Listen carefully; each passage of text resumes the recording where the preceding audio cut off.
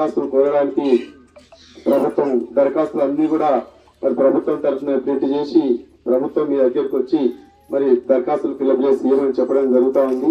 దీన్ని మన అందరం కూడా చాలా సద్వినియోగం చేసుకోవాల్సిన అవసరం ఉంది. గత ప్రభుత్వంలో మరి ఎమ్మెల్యే గారు దయాకర్రావు గారు మంత్రిగా ఉన్నప్పుడు ఎన్నో అభివృద్ధి కార్యక్రమాలు చేసిన విషయం ఈ సందర్భంగా గుర్తు చేస్తూ, అభివృద్ధి అనేది ఇప్పటిదాకా సోదరుడు చెప్పినట్టుగా నిరంతర ప్రక్రియ.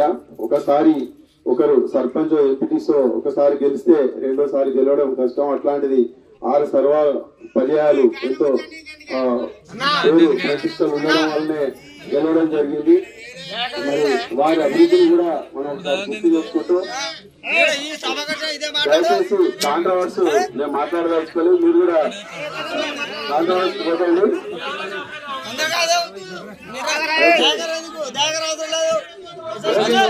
సబ్జెక్ట్ చెప్పండి సార్, ప్రజాపాలన సబ్జెక్ట్ చెప్పండి. వాళ్ళ ఈ సబ్జెక్ట్ చెప్పండి. ఇంకో సబ్జెక్ట్ ఏంటి మీకు? ప్రజాపాలన గురించే మాట్లాడండి దయచేసి. ప్రజాపాలన గురించే టాపిక్. వాళ్ళ సబ్జెక్ట్ అదే, గతం గురించి కాదు. ప్రజాపాలన సబ్జెక్ట్. ఒక నిమిషం మాట్లాడియండి దయచేసి. నేను ఇంతకుముందు కూడా చెప్పాను, కాంట్రవర్స్ కు నేను బోధించుకోలేదు. సభలను అనవసరంగా ఎవరో డిస్టర్బ్ చేసుకోలేదు. ఓకే ఓకే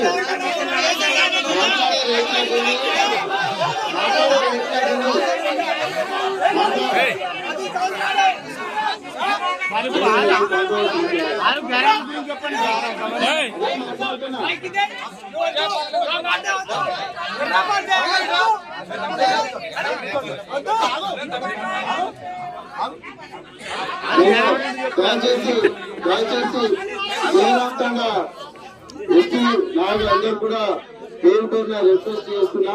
నేను ఎక్కడ కూడా అన్పార్లమెంటరీ మాట్లాడట్లేదు. నేను యాజ్ ఏ ఎంపీ కూడా నాకు మాట్లాడే రైట్ ఉంది. నేను ఎవరిని కూడా విమర్శించడం కూడా లేదు. ప్రభుత్వానికి స్వాగతం చెప్పుకుంటూ యొక్క స్కీమ్స్ గురించి మేడం కూడా నేను రిక్వెస్ట్ చేస్తున్నా.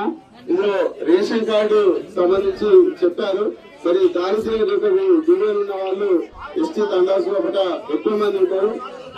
పూర్తిగా రేషన్ కార్డుని ప్రామాణికంగా చూసుకోకుండా మిగతా అంటే అందరి పేదవాళ్ళని కూడా దాదాపు ఒకరిద్దరు జాబ్ చేసే వాళ్ళు తప్ప తండాలలో 99% పేదవాళ్ళు ఉంటారు. ఈ స్కీమ్ వాళ్ళందరూ కూడా వర్తించే విధంగా రానున్న రోజుల్లో మీరు కృషి చేస్తారని ఆశిస్తూ మరి యొక్క అవకాశాన్ని ఇచ్చిన గౌరవ పెద్దలకి మీ అందరూ కూడా పేరు పేరున మరొకసారి ప్రత్యేక నమస్కారం తెలుపుకుంటూ థ్యాంక్ యూ.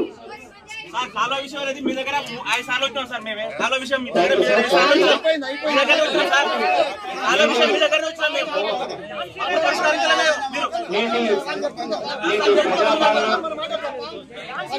కాలువ విషయం మీ దగ్గర 5 సార్లు వచ్చాం సార్.